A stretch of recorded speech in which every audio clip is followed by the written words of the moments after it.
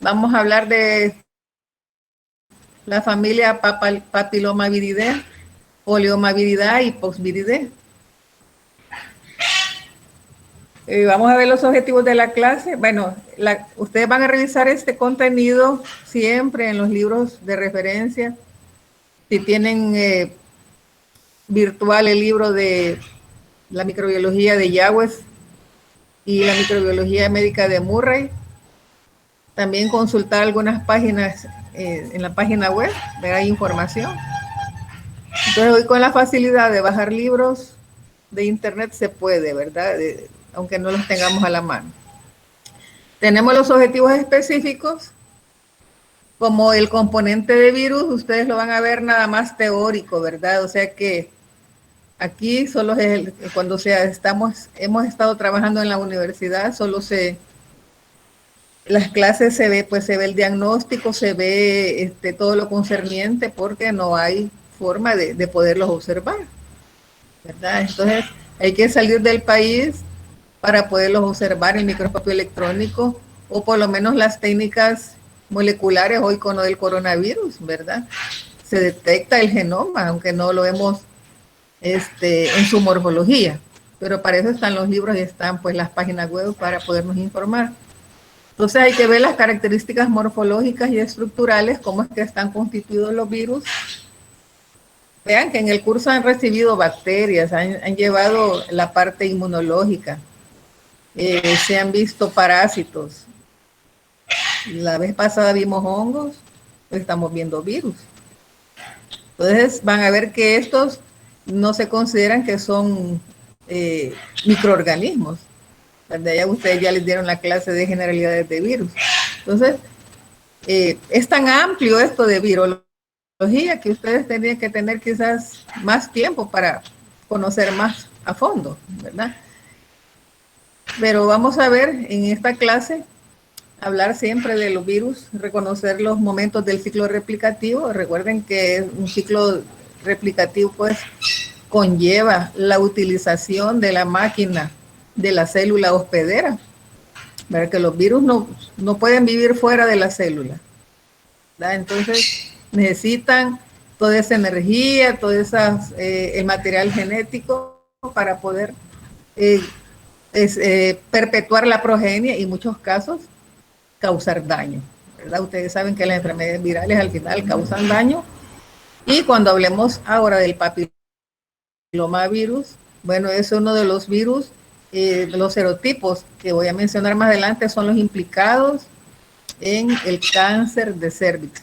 El cáncer de cuello uterino es una de las principales causas de mortalidad en mujeres, ¿verdad? Entonces, y vamos a ver de que no solo la mujer tiene la responsabilidad de prevenir, sino que también el varón. Bueno, los factores de patogenia, cuáles son las enfermedades, en el caso de las patologías, un poco de epidemiología y hablar un poco también de los métodos y técnicas de diagnóstico, que en el caso de los virus, pues son técnicas sofisticadas. Han oído ustedes hablar de la reacción en cadena de la polimerasa, que se está haciendo para coronavirus. Entonces, métodos de hibridación, más que todo, cultivos celulares en algunos casos, en otros pues no crecen ni siquiera en cultivos de células de animales. Vamos a comenzar diciendo los virus que causan el ser humano pues se clasifican como virus oncogénicos, y estos tienen que ver en el desarrollo de ciertos tipos de cáncer. ¿Por qué?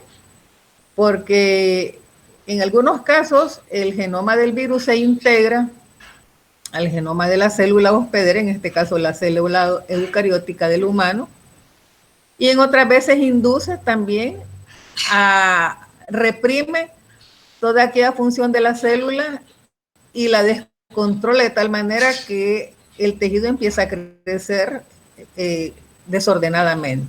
Ustedes saben que un cáncer puede generar crecimiento infiltrante o puede crecer hacia afuera, o sea, formando una masa.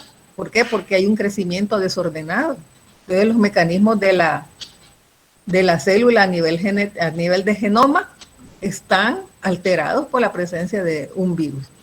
Entonces, Se ha visto pues muchos virus que causan cáncer, por ejemplo, el virus del papiloma humano, y otros que producen cáncer hepático, por ejemplo, el virus de la hepatitis B. Entonces, se considera que hay un 15 a 20% de tumores causados en el hombre que son originados por los virus a nivel mundial. Entonces, aquí tenemos, por ejemplo, estos virus, el papilomavirus humano, el virus de Epstein-Barr, el herpesvirus humano 8, los virus de la hepatitis B y de la hepatitis C, y dos retrovirus humanos, ¿verdad? Que son los causantes, pues, de enfermedades, pues, en este caso, anormalidades en el crecimiento, que esto se denomina cáncer. Entonces, se llaman virus oncogénicos. Con respecto a la clasificación, bueno, depende el libro que ustedes busquen, pero en microbiología a veces surgen cambios con respecto a la taxonomía de los, en este caso, de los virus. Anteriormente, estos virus se trataban como dentro de la familia Papoviridae, pero este término, pues, se ha unido dos terminologías, ¿verdad? Papilomavirus y poliomavirus, para fusionar en un solo término, familia Papoviridae. Pero actualmente, según las técnicas de clasificación, se consideran que son dos familias diferentes. Ya no es Papoviridae, sino que son dos familias, Papilomaviridae y Poliomaviridae. Y esto, pues, ver con el comportamiento del virus a nivel celular, ¿verdad? A nivel de célula, qué es lo que ocasiona morfológicamente, qué produce. Entonces, en este caso, produce un efecto de vacuolización del citoplasma. Entonces, hay un citoplasma agrandado, vacuolado, y esto, pues, por eso se le llama agentes vacuolantes. Se caracterizan estos virus porque producen infecciones líticas, crónicas, latentes y transformadoras, dependiendo la célula al tropismo del virus por la célula, dependiendo la célula. Entonces, cuando hablamos de infecciones líticas, quiere decir que cuando el virus se replica, para poder abandonar la célula e ir a infectar otra nueva, la tiene que lisar, la rompe, la destruye. Y esa célula ya no es funcional, ¿verdad? Entonces, por eso en algunas enfermedades virales lleva tanto daño, de tal manera que la célula que parasita el virus la destruye. Crónicas quiere decir que son enfermedades que pueden durar largo tiempo, ¿verdad? Latentes significa que el virus puede estar como dormidito, incorporado en el genoma, pero todavía no se replica. De repente se puede reactivar, ¿verdad? Si la persona tiene alguna alteración en sus mecanismos de defensa, entonces el virus se puede reactivar. Y transformadoras, cuando el virus induce a un crecimiento desordenado en el tejido que parasita. Entonces ya hay un cambio. Se dice que el virus es oncogénico porque ya hay una transformación de la célula, ¿verdad? Ya el genoma de la célula ya está alterado, entonces va a inducir un crecimiento desordenado que no se puede frenar. Ese es el cáncer. Bueno, y vamos a ver que los papilomavirus humanos se caracterizan porque producen verrugas, lo que se llaman mesquinos, pero vamos a ver más adelante que también hay otras lesiones que se pueden ver no solo a nivel de piel queratinizada, sino que también en las mucosas, incluso en la conjuntiva ocular. Entonces, de tantos serotipos de virus, no todos producen cáncer en el humano, sino que solo algunos. Y de esta forma, estos serotipos que ya están identificados, han servido para que se preparen vacunas, ¿verdad? Para prevenir enfermedades, pues, de anormalidades como el cáncer. Tenemos también los virus BK y JC. Bueno, estas siglas se relacionan con las personas, ¿verdad? En las cuales se han descubierto estos virus. Entonces, son iniciales de nombre de propios de personas.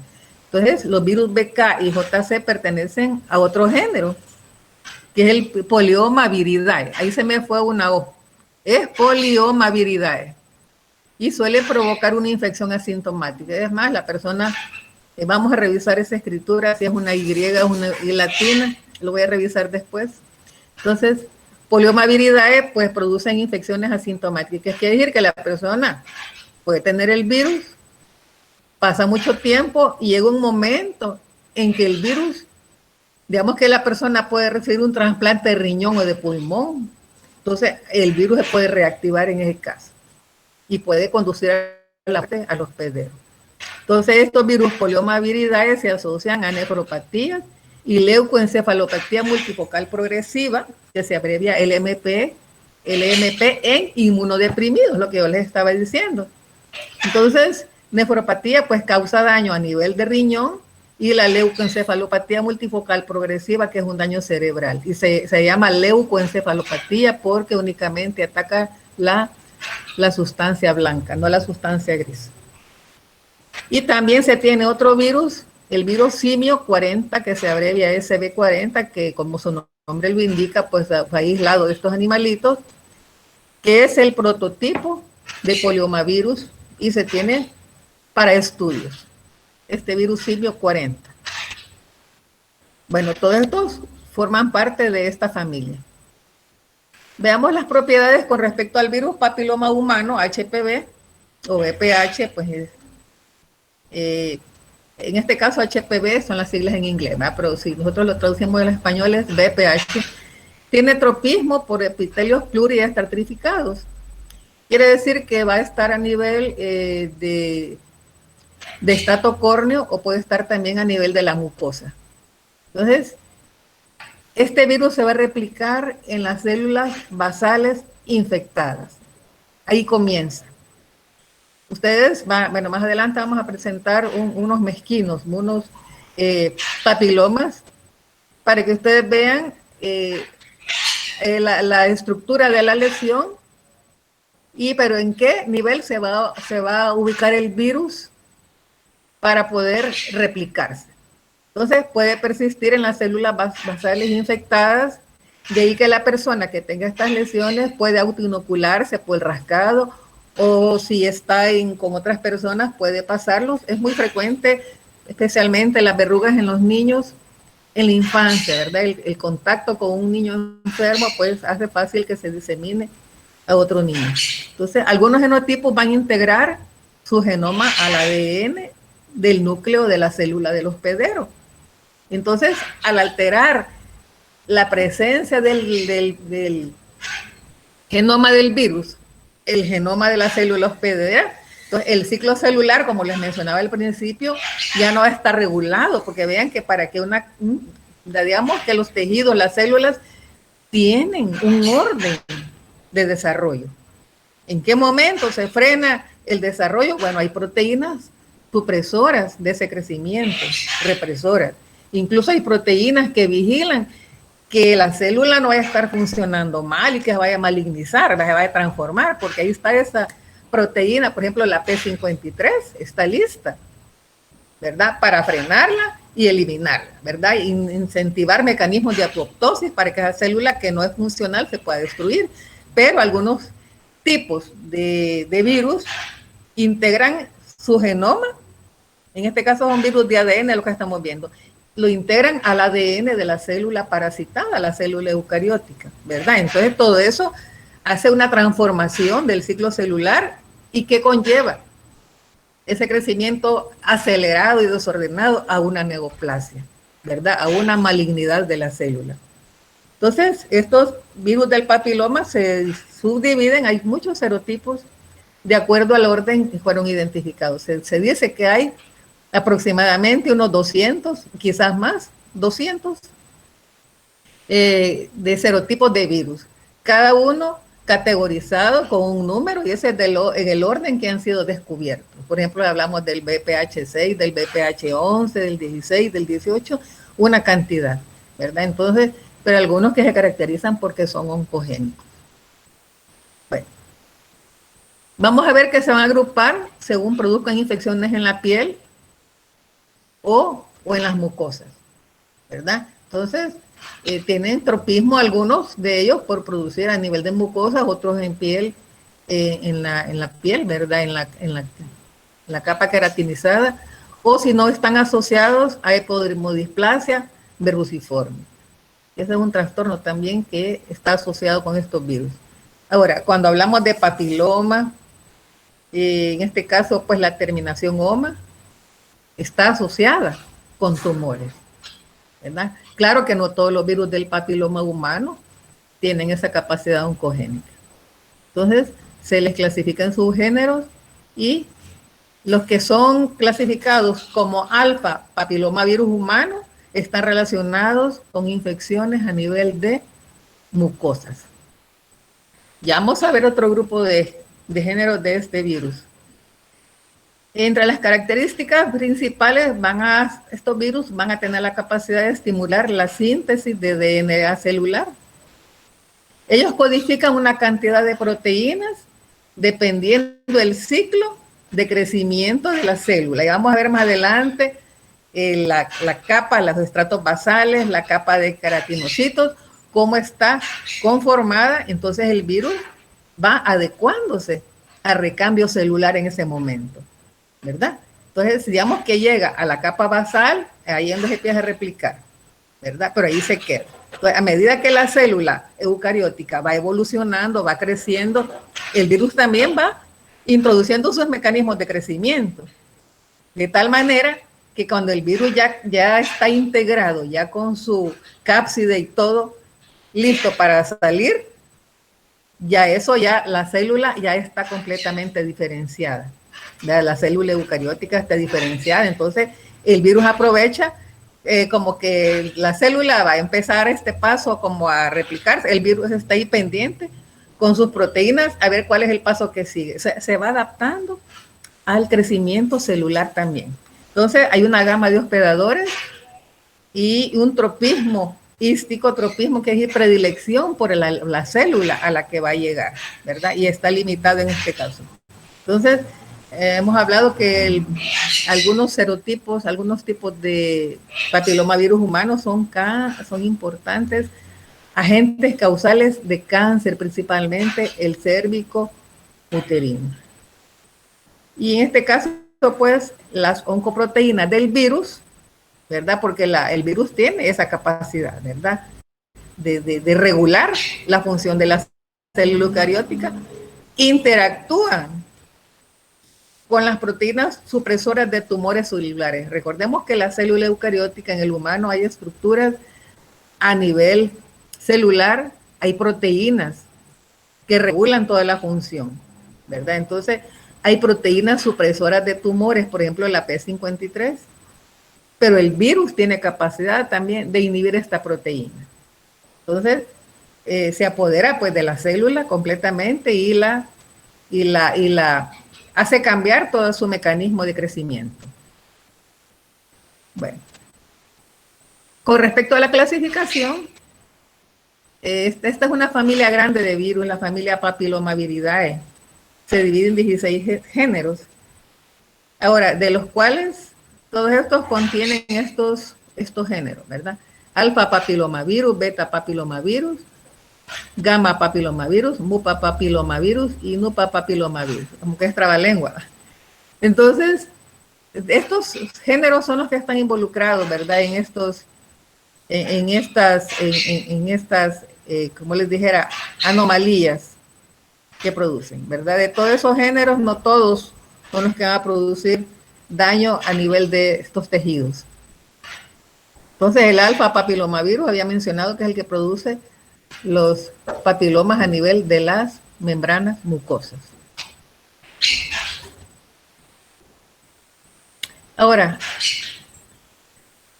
la familia Papillomavirus y Papillomaviridae y Poliomaviridae, ¿por qué se ponen en el mismo grupo? Bueno, comparten numerosas similitudes con respecto a la morfología, igual que la composición de los ácidos nucleicos, esa capacidad de transformación también, ¿verdad? Pero hay diferencias, no todo es igual en las dos familias, hay diferencias en la organización de su genoma y también en su biología. Entonces, esto se basa, como para los virus es bien delicado, ¿verdad?, en criterios moleculares, ¿verdad? Entonces, se han encontrado pues que hay 200 tipos de virus del papiloma humano.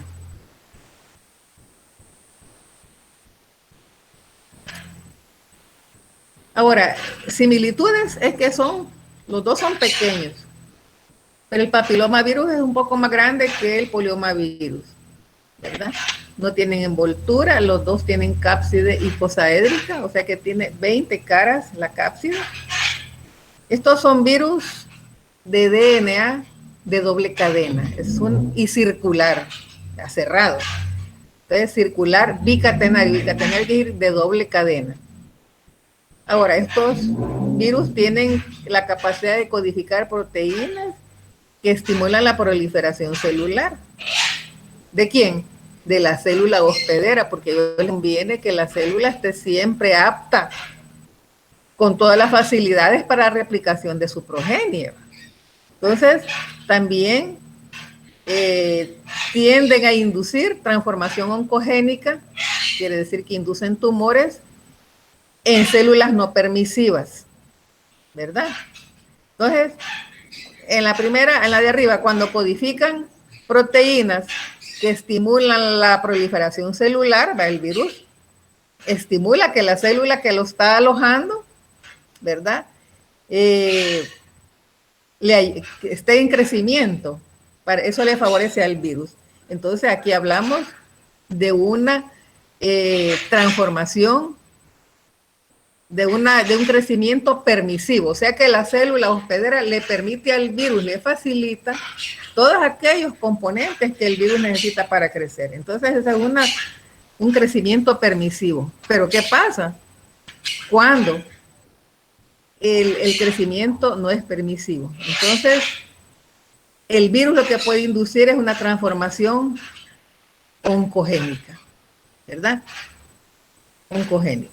Ahora, los poliomavirus, en especial el SB40, pues habíamos mencionado al principio que ha servido de estudio, ¿verdad?, para determinar modelos de virus oncogénicos. Bueno, ahora aquí tenemos un cuadrito en donde vemos, bueno, aquí habían 100 tipos, otra literatura pueden haber más. Entonces, 100 tipos y 16 grupos. Entonces, aquí tenemos cuáles son los que están seleccionados como alto riesgo y otros probables tipos de alto riesgo, otros de bajo riesgo, de otros de riesgo indeterminado. Entonces, unos deben ser probables carcinógenos, ¿verdad? Todavía no está comprobado. Entonces, todos estos serotipos tenemos acá de papiloma virus humano. Y arriba tenemos una imagen, pues, vista en un microscopio electrónico, ¿verdad? Así se ve el microscopio electrónico, ¿verdad? Es una tinción negativa que va a teñir el entorno y usted va a ver el virus en esa morfología que presenta. En el fondo se tiñe diósporo porque es una tinción negativa la que se emplea en este caso. Bueno, entonces tenemos los serotipos. Ahora,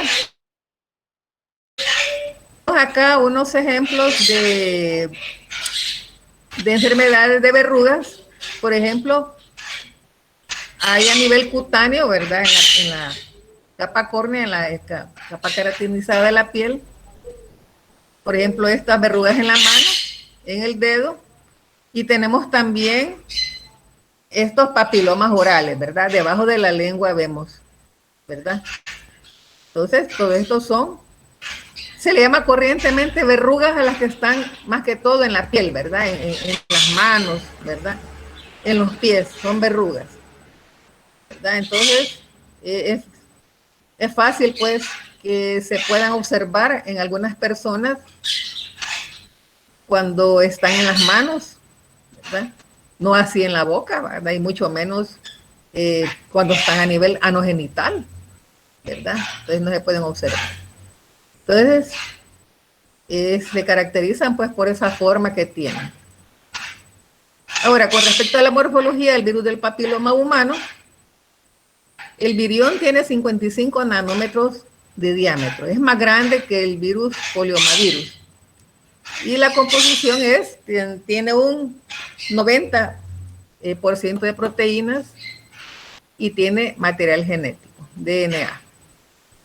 Y las proteínas son dos proteínas estructurales en las que posee, no tiene manto, o sea que no es envuelto, y se replica en el núcleo, ¿verdad? Estos virus cuando llegan a la célula hospedera van a efectuar su mecanismo de replicación en el núcleo. Otros, pues, de otros géneros se replican en el citoplasma. En este caso, replican en el núcleo. Ahora, con respecto a la estructura, su cápside es icosaédrica, ¿verdad? Con 72 capsómeros. Ya ustedes pues saben cómo se forman los capsómeros. Y vamos a ver que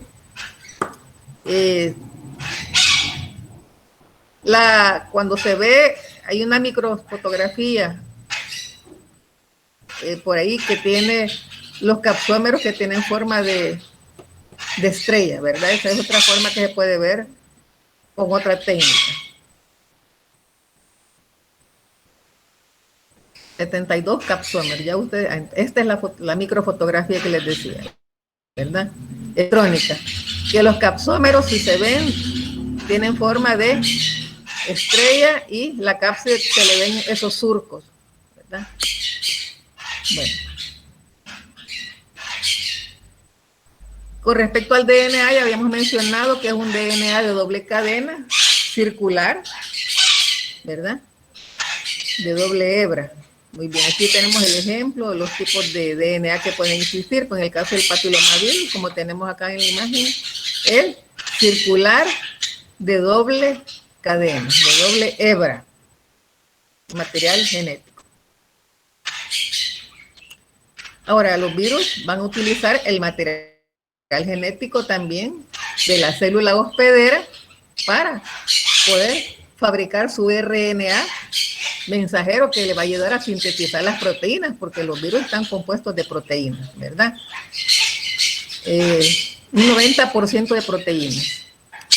El papilomavirus humano va a codificar 9 genes dependiendo del virus, ¿verdad? Puede ser de E1 a E7 o de E1 a E8, pero en este caso, bueno, dejémoslo así, 7 más 2 de las proteínas estructurales tardías. Entonces, codifica 9 genes que se clasifican en genes de expresión temprana, de la E1 a la E7, en otro virus puede ser de la E1 a la E8. Y 2 genes, ¿verdad?, que expresan proteínas tardías o estructurales, que son la L1 y la L2. En el caso de las proteínas tempranas, son aquellas proteínas que necesita el virus, ¿verdad? El virus empieza a codificar proteínas para empezar su replicación, su crecimiento, síntesis de RNA. Entonces, mientras que las proteínas tardías o estructurales al final también van a ser otras proteínas, pero ya van a ser ya cuando el virión se esté integrando y se forme la cápside, ¿verdad? Ya como que son, ya digamos en la última parte que el virión ya está prácticamente formado antes de salir de la célula, ¿verdad? Entonces, y tiene una región control que se puede abreviar como LCR. Entonces ya vamos a ver aquí el genoma del virus del papiloma humano, que es circular. En la próxima diapositiva es circular, tenemos una imagen. No, todavía no. Entonces veamos. No, en la de más adelante, Liz. Entonces, los genes. Sí. Pero veamos la anterior, Liz, antes de pasar a esta.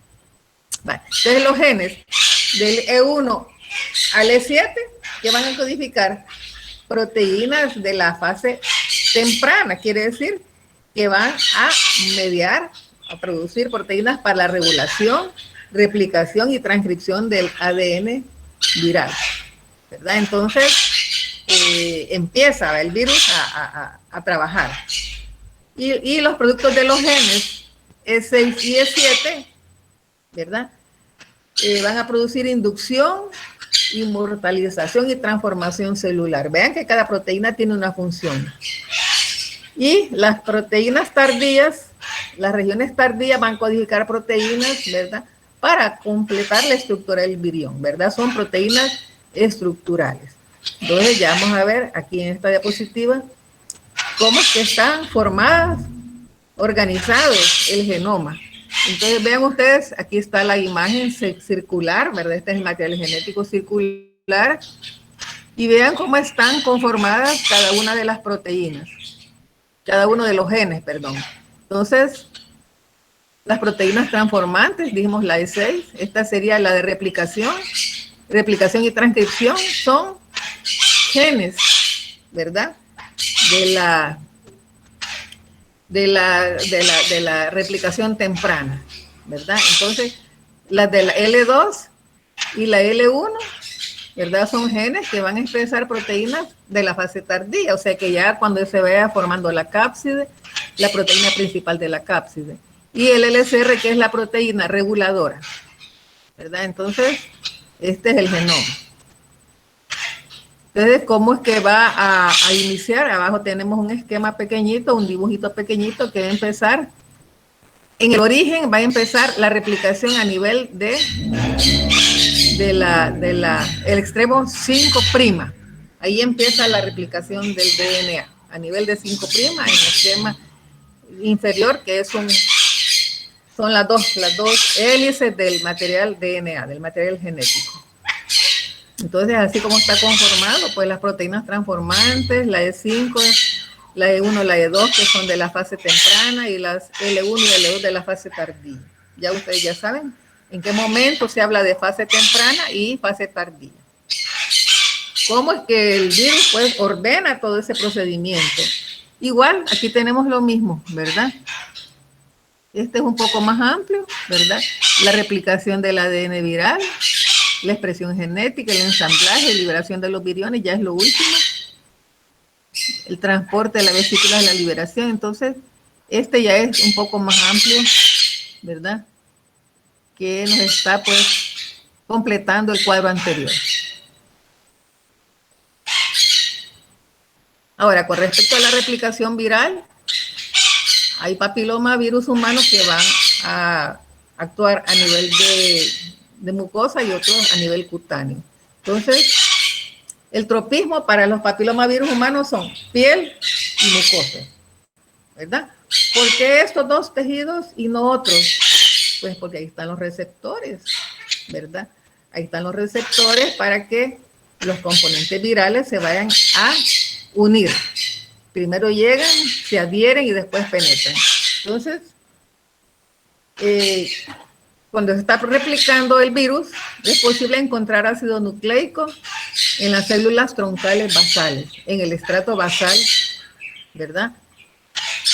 Y la expresión genética tardía, ya cuando el virus ya se ensambló con las proteínas de la cápside, ya el virus ya está por salir. Entonces ya pasa del estrato basal a la capa superior. Prácticamente la capa superior, acordémonos que las células se van renovando y se van descamando. Entonces, cuando ya está en la capa superior, la célula ya está para salir, digamos, prácticamente es una célula casi muerta. Pues ahí va a ir el virus también, ¿verdad? O sea que el virus, ¿se acuerdan que les mencioné que el virus va siguiendo el proceso también de crecimiento del extracto, ¿verdad? Entonces, la replicación depende de los estados diferenciados. Esto es lo que les decía, el virus va adaptándose a lo que en el tejido va encontrando, ¿verdad? Entonces, al final, pues cuando la célula ya se va a descartar, se elimina, también el virus sale, ¿verdad? Y en esa forma, pues que el virus puede llegar pues a otros lugares. Entonces, esta forma de replicación de este virus no ha hecho posible. ¿Cómo va a haber un tejido a nivel de laboratorio, un tejido celular, ¿verdad? Que tenga todas estas características del tejido vivo, de la piel. Entonces, esto ha hecho que estos virus sean difíciles de propagarse in vitro, en cultivos celulares, ¿verdad? No se puede, ¿verdad? Solo en un ser vivo se puede hacer. Bueno, y vamos a ver. Entonces, la proteína de unión del virus es la L1. Ahí lo tenemos. Entonces, se tiene que adherir a las integrinas, como lo tenemos acá, a las integrinas que están en la piel, ¿verdad? Que son proteínas de adherencia, ¿verdad? Entonces, el L1 va a iniciar la transcripción de las células, se va a adherir. El virus no va a entrar en una piel intacta, tanto para las verrugas a nivel de piel como para los papilomas que se encuentran a nivel de mucosa. Tiene que haber una lesión, una microabrasión, una escoriación.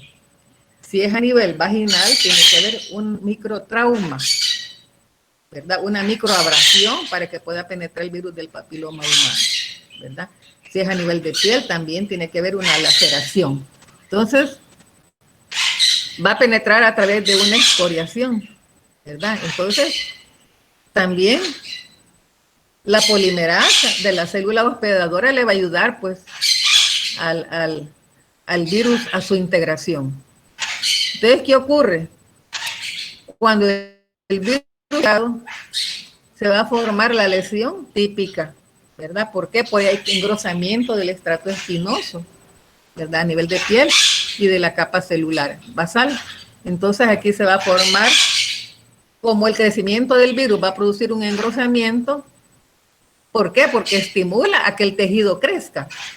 O lo mismo que les expliqué, ¿verdad? Que induce al crecimiento rápido, ordena a que la célula esté replicando, ¿verdad? Entonces, eso va a producir una verruga, ¿verdad? Un condiloma o un papiloma, ¿verdad? Ese crecimiento lo induce el virus en la célula parasitada.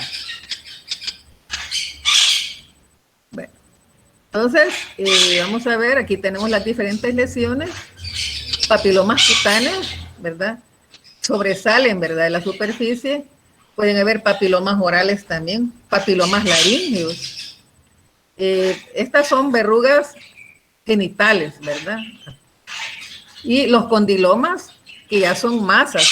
Estos se le llaman condilomas acuminados. ¿Por qué? Acuminados, ¿por qué? Porque la lesión sobresale como una punta, ¿verdad? Entonces tenemos tres caracterizaciones de las lesiones: verruga, papiloma y condiloma. Entonces, el virus empieza su diferenciación en las células de la capa basal, de abajo para arriba.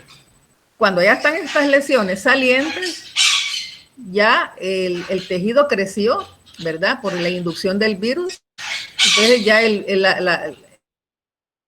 virus puede liberarse también en esa forma, de esas lesiones. Entonces, por eso es que el contacto con personas que tengan estas lesiones puede dar lugar a la contaminación. Aquí tenemos la vía de diferenciación de las células epidérmicas.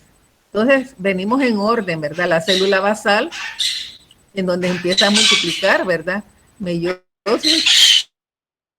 Entonces, normalmente, a la izquierda se está este tejido regenerando, ¿verdad? El estrato espinoso, todas las capas normales, pero viene el virus y empieza a nivel de célula basal, ¿verdad? Entonces, aquí el virus empieza a apoderarse, ¿verdad?, de todas estas células del estrato basal, a replicar el DNA viral, ¿verdad?, la expresión de genes tempranos, de genes de proteínas tardías, de tal manera que cuando vamos llegando a la parte de arriba, la parte superior de la lesión, y el virus ya está ensamblado completamente, listo para salir, al igual que la célula envejecida, ¿verdad?, que se libera. Entonces, como ven, que el virus va caminando a la par de toda la diferenciación de las células epidérmicas, ¿verdad? No se puede quedar atrás, va sincronizado con este crecimiento. ¿Ah? Bueno, aprovechando pues lo que la célula le da en ese momento. Veamos. Entonces, las distintas capas que hemos visto, ¿verdad?, a nivel epidérmico, todos esos estratos basales, la capa de queratinocitos y todo, las distintas capas y tipos de piel y en la mucosa, todas esas capas van a ir promoviendo la transcripción transcripción de los diferentes genes víricos. Hemos hablado de los genes víricos del E1 al E7, del L1 al L2, entonces igual, así como hay todas esas diferenciaciones en esa capa, estrato epidérmico, también el virus tiene toda esa secuencia de proteínas, ¿verdad? De genes que expresan proteínas de la E1 a la E2, entonces está en sintonía con la célula, ¿verdad? Entonces, la queratina, pues, es la que es la expresión en este caso, ¿verdad? Ese crecimiento engrosado, ¿verdad? Una capa queratinizada, ¿verdad? Entonces, igual, pues, cuando ya la célula se envejece, se desprende, igual el virus también se desprende, ¿verdad? Después de haber venido del estrato basal con todas esas formas de crecimiento con cada una de la expresión de las proteínas. Bueno, veamos otra diapositiva. Es igual, ¿verdad? Esta es prácticamente la repetición, ¿verdad? Cómo llega el virus, ¿verdad? Cómo se transforma, cuáles son las expresiones de las proteínas, en este caso, inducidas por esos genes. Y en el caso, tenemos una replicación episomal, ¿verdad? La replicación episomal significa que el virus, su genoma está ahí, el genoma del virus está ahí, pero no le indica a la célula que crezca, ¿verdad? Esa es la replicación episomal. Ahora, ya habíamos visto eso, ¿verdad? Que los genes de expresión tardía están en capas superiores, ¿verdad? Que el virus se ensambla en el núcleo y que de una vez que las células se han diferenciado, se desprenden las células envejecidas, pero también ese desprendimiento ya va el virus integrado con su cápside, va el virus completito. Con respecto a la patogenia, vamos a ver las verrugas, ¿verdad? Las tenemos aquí en la mano, en la piel, y las membranas mucosas, los papilomas, ¿verdad? Que cuando son agrupados, que son varios, así como lo vimos los papilomas anales, ¿verdad? Eso se les llaman condilomas acuminados. Entonces, tienen especificidad dística. Quiere decir que cada serotipo va a tener una predilección por un tejido y pueden producir diferentes cuadros patológicos. Entonces, al final, ¿qué es una verruga? ¿Qué es lo que ocurrió ahí? Que el virus estimuló ese crecimiento celular, ¿verdad? Ahora, estas verrugas no son malignas, ¿verdad? Pueden desaparecer en cuestión de 3, 4 meses, se pueden cauterizar, pero si la persona se rasca o está en contacto con otro individuo, entonces se pueden pasar, ¿verdad? El contacto físico, el contacto directo hace posible que se puedan pasar de un lugar a otro. Entonces, al final, la verruga, ¿qué es? Es un producto del engrosamiento del estrato basal, espinoso y granuloso, como lo tenemos acá. Y aquí tenemos también un papiloma a nivel de la conjuntiva ocular, ¿verdad? Entonces, hubo algún trauma, una laceración a nivel de esa localización para que pueda haber llegado el virus. O se tocó los ojos con la mano sucia, ¿verdad? Había una laceración también. Recordémonos que el virus va a entrar en una superficie lacerada o escoriada. ¿Qué tenemos acá? Tenemos los coilocitos, ¿verdad? Que se pueden tomar de la muestra, principalmente cuando son muestras de secreción endocervical, ¿verdad? A través de la tinción de Papa Nicolau, que es la de arriba, se puede ver citoplasma agrandado con este halo claro alrededor, ¿verdad? Diferente a lo que tenemos a la izquierda, ¿verdad? Comparado con lo de la derecha, que ya es anormal, ¿verdad? Citoplasma vacuolado, ¿verdad? Entonces, igual, en la que está en la parte inferior, también vemos ese acúmulo de células con el citoplasma vacuolado, que ya eso ya sale del rango de lo normal comparado con las otras células que están en esa misma preparación. Entonces así se puede hacer el diagnóstico también, ¿verdad? A través de un examen microscópico.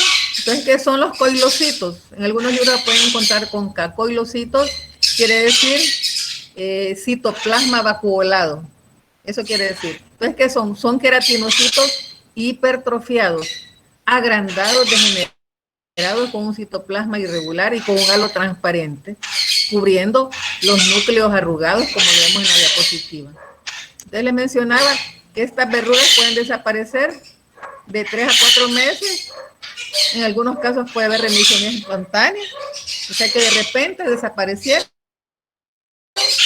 sin tratamiento. En otras veces pueden extirpar, se pueden cauterizar y recurren, o sea que vuelven a salir o se vuelven a formar.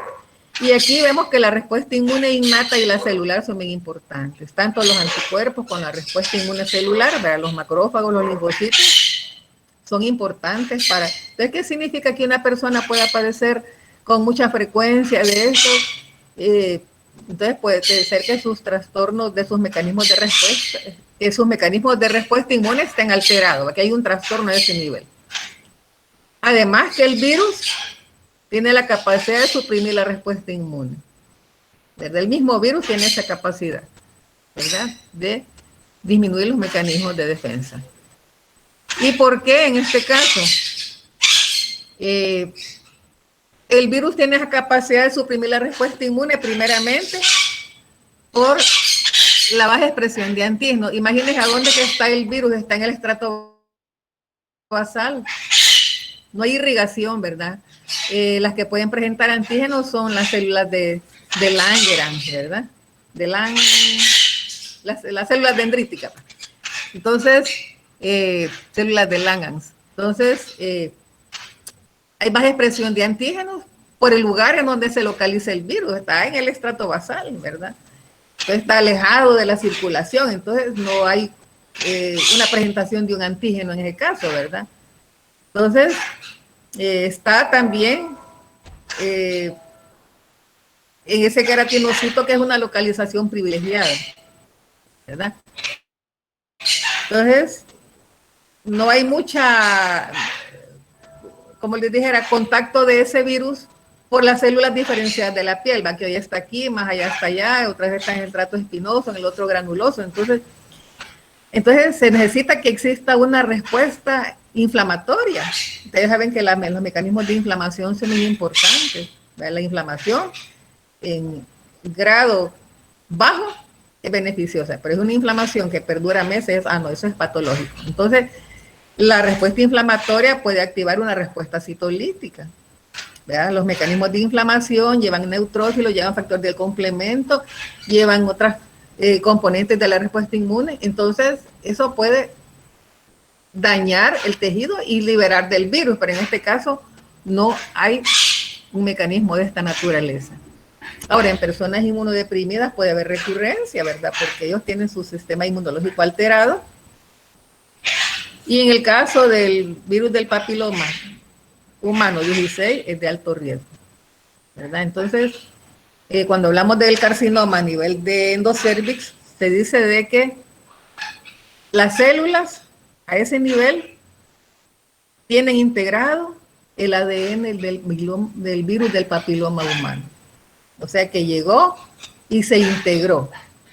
Esa integración hace que exista un crecimiento desordenado y se sale de su línea de crecimiento y eso induce después a una displasia. Ahora, con respecto a los tipos de virus del papiloma humano 16 o 18, hay un 70% que corresponde a estos, ¿verdad? Estos 16 o 18 están implicados en el cáncer cérvico uterino, ¿verdad? Hay un 70% que corresponde a estos serotipos 16 o 18. Estos son los más peligrosos. Bueno, entonces veamos las consecuencias de la infección por el virus del papiloma humano. Bueno, tenemos, ¿verdad?, que ahí en ese lugar ¿verdad? A nivel de mucosa se establece la infección, ¿verdad? Entonces, ocurre igual, ¿verdad? Se produce sobre la verruga y al final, pues esto puede llevar a una displasia.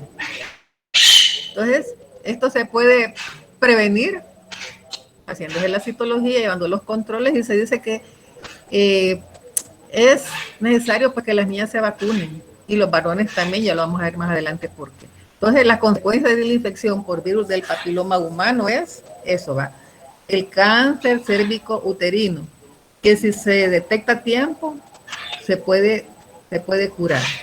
Pero hay muchas muertes por esta causa, ¿verdad? Porque las citologías no se las hace la persona, porque no toman bien la muestra, y que si la muestra no se toma bien, con el material que se requiere para tomar la muestra, ¿verdad?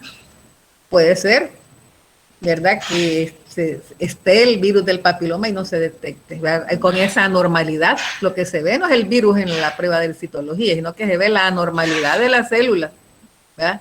Los coilocitos. Si en una citología endocervical le aparecen a la mujer los coilocitos, tiene que estar en tratamiento, ¿verdad? Porque eso indica que el virus del papiloma humano está ahí en ese tejido. Bueno. Entonces, el ADN viral, ¿verdad? De los papilomavirus humanos puede estar integrado en la célula, en los tumores benignos y tumores malignos, ¿verdad? Por ejemplo, papilomas orales, laríngeos, son benignos, ¿verdad? Y los malignos, pues son estos los que hemos estado hablando. Bueno, ahora vamos a ver la expresión. Bueno, hemos mencionado que las proteínas, ¿verdad? Las que expresan la E5, la E6 y la E7, ¿verdad? Que las que inducen en la transformación, ¿verdad? Y el virus del papiloma humano 16 y el 18 se han identificado como oncogenes. Esto sí ya lo habíamos mencionado. Ahora, en la rotura, perdón, esta, dice rotura de E1, la anterior, licenciado, por favor. Dice rotura de E1 y E2. Estas serían la expresión de los genes de la fase temprana, ¿verdad? Que cuando el virus necesita replicarse, empezar a producir su RNA mensajero para las proteínas y todo. Entonces, se puede, digamos, romper ese orden, esa secuencia, ¿verdad? Y se dice que va a haber inactivación del virus. No, no va a haber inactivación. Ahí están las otras, ¿verdad? Ahí están las otras genes que se expresan, el 5, el 6 y el 7, entonces esos van a seguir trabajando, ¿verdad? Entonces toda esa cantidad de proteínas, pues, le van a servir, aunque el E1 y el 2 estén inactivados. Bueno, eso es lo que les quería decir. Ahora, la siguiente. Vale, el E5 es crecimiento celular. Los genes que se expresan a través de estas proteínas de crecimiento celular, ¿verdad? Como lo veíamos en el círculo aquel donde está el genoma, el mapa genómico del papilomavirus. Este gen lo que va a hacer es preservar, ¿verdad? Vigilar que el crecimiento celular se esté llevando a cabo. ¿Y qué va a hacer? Va a estabilizar este factor de crecimiento epidérmico. ¿Que lo produce quién? La célula hospedera. Este factor de crecimiento epidérmico, que se abrevia FG, es un aproximado de unas 50 proteínas, aminoácidos, perdón, 50 aminoácidos.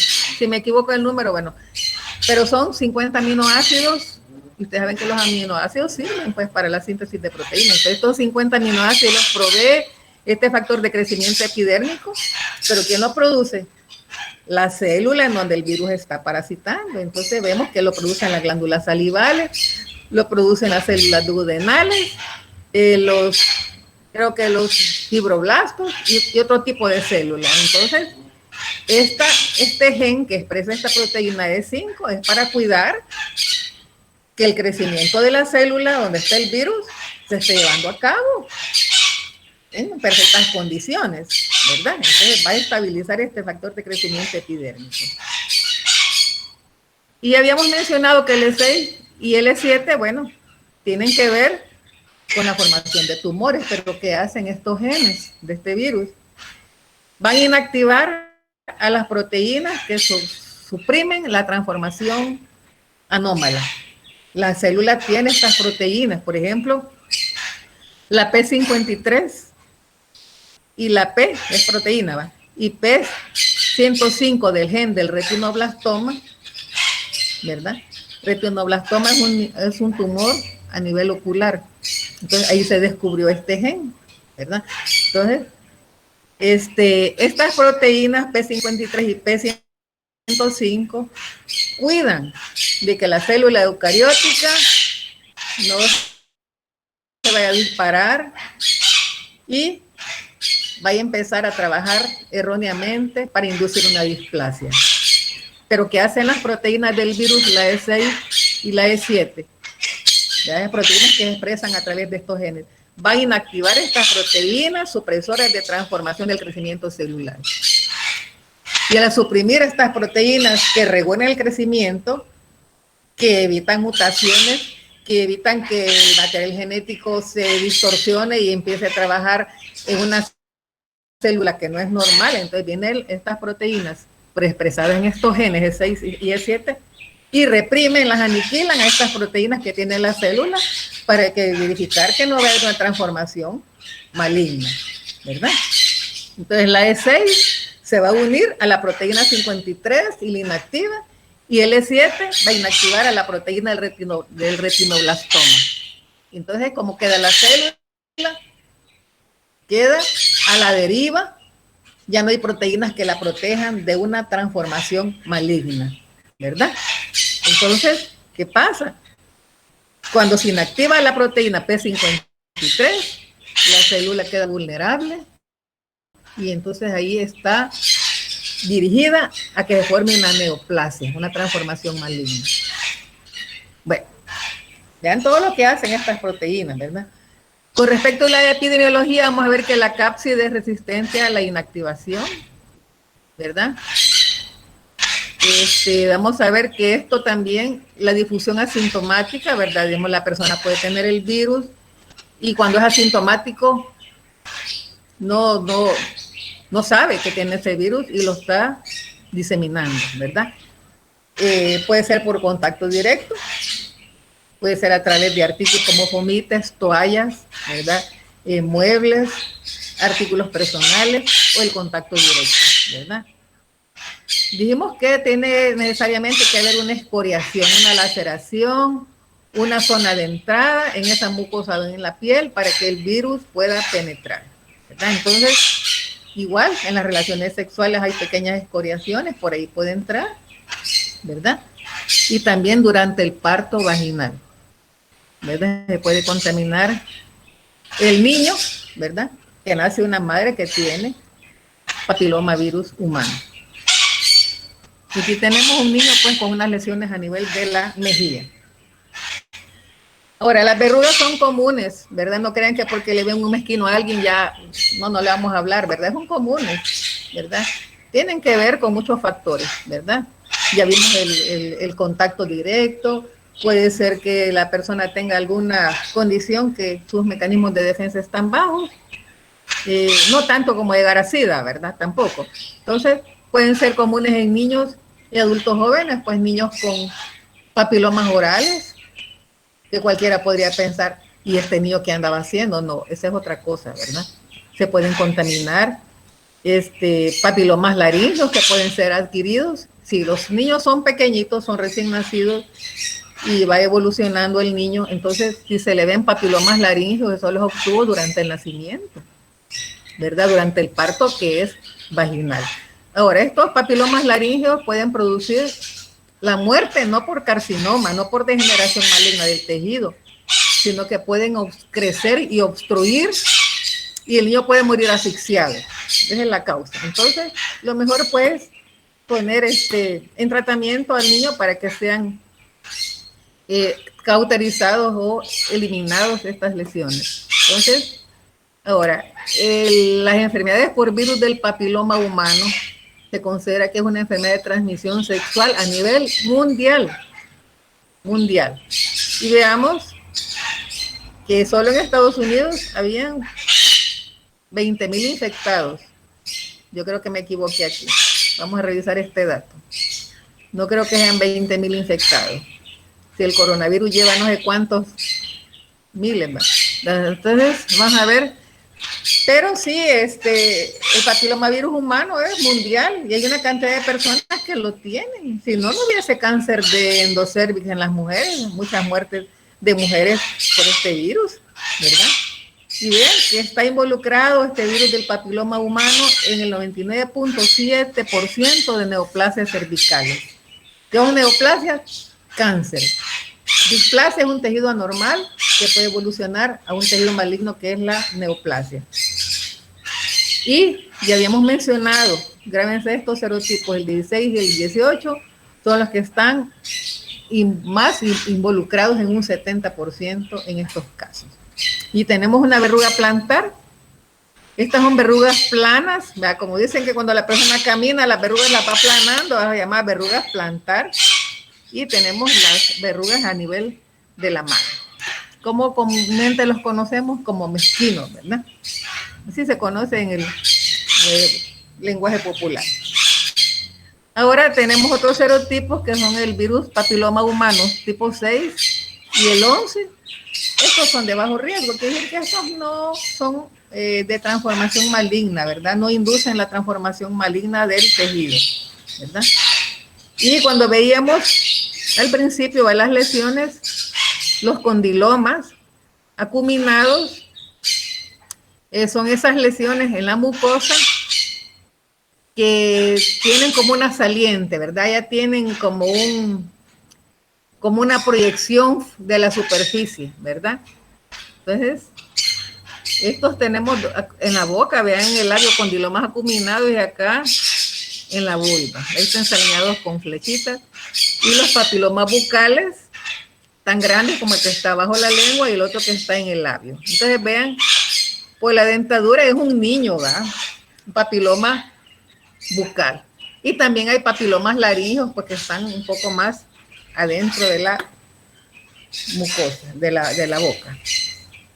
Entonces verrugas, condilomas y papilomas. Ahora el riesgo de infección, vamos con epidemiología, ¿verdad? ¿Qué vemos acá arriba? El mismo señor con un montón, aquí está con una rubia, aquí está con otra rubia. Aquí. Entonces, ¿qué pasa? ¿A quién le echan la culpa? Al hombre, ¿verdad? Siempre al hombre, ¿verdad? Pero también la mujer es culpable. Vean aquí abajo, la señora rodeada de todos los caballeros. Entonces, igual, ¿verdad? Aunque quizás es más frecuente que lo transmite el hombre, ¿verdad? Y entonces el riesgo de infección es tanto en el hombre como en la mujer, son las múltiples parejas, ¿verdad? Si la persona fuma, bebe, se desvela, no come bien, bueno, todas estas cosas más, tabaquismo, antecedentes familiares también, ¿verdad? Y la inmunosupresión, ¿verdad? La inmunosupresión, esto conlleva no solo en este caso los papilomavirus humanos, sino que cualquier microorganismo que se aprovecha, incluso hasta los de la flora normal se pueden aprovechar. Veamos la otra diapositiva, por favor.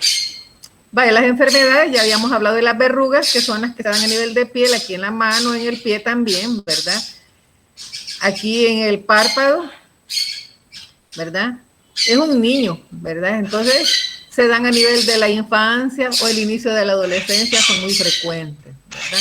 Entonces, generalmente estas lesiones están producidas por estos tipos, el papilomavirus humano tipo 1 y el papilomavirus humano tipo 4.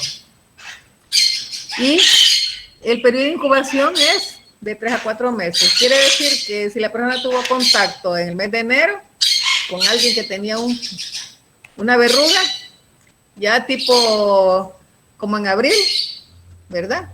se le va a manifestar el periodo de incubación, desde el momento que tuvo contacto hasta la manifestación de la clínica de la lesión, ¿verdad? Entonces, hay papilomas orales y papilomas laringeos. En el caso de los papilomas laringeos están involucrados los tipos 6 y el tipo 11, ¿verdad? O sea que para que ustedes vayan viendo la diferencia de las lesiones, que no es el mismo virus del papiloma, ¿verdad? Ahora, las verrugas en los genitales y los condilomas acuminados, el serotipo 6 del virus del papiloma humano y el 11, ¿verdad? Los condilomas acuminados y las verrugas genitales. Ahora, ¿qué tenemos acá a la izquierda? Tenemos un endocervix. Ya, solo ver, con solo que el ginecólogo observe esta lesión, ya puede predecir, ¿verdad? Que no es un endocervix normal y sano, ¿verdad? Entonces, a este nivel se van a dar tanto la displasia como la neoplasia endocervical. Entonces, ¿qué se recomienda? ¿Verdad? Hacerse la citología cervical. Aquí tenemos un frotis teñido con Papa Nicolau, la prueba de PAP, ¿verdad? Entonces, ¿qué se ven ahí? Estas células, ¿cómo se llaman? Coilocitos, ¿verdad? Que son células agrandadas con citoplasma vacuolado. Ahora, para llevar el control de este endocervix, ¿verdad? Hay que hacerse esa citología endovaginal, endocervical, porque esta es una enfermedad también de transmisión sexual. Ahora vamos a ver, como haciendo un resumen de lo que hemos visto, la filogenia y oncogénesis del virus del papiloma humano. Filogenia quiere decir el origen, y oncogénesis, la transformación maligna. Entonces aquí están los cambios graduales que ustedes pueden ver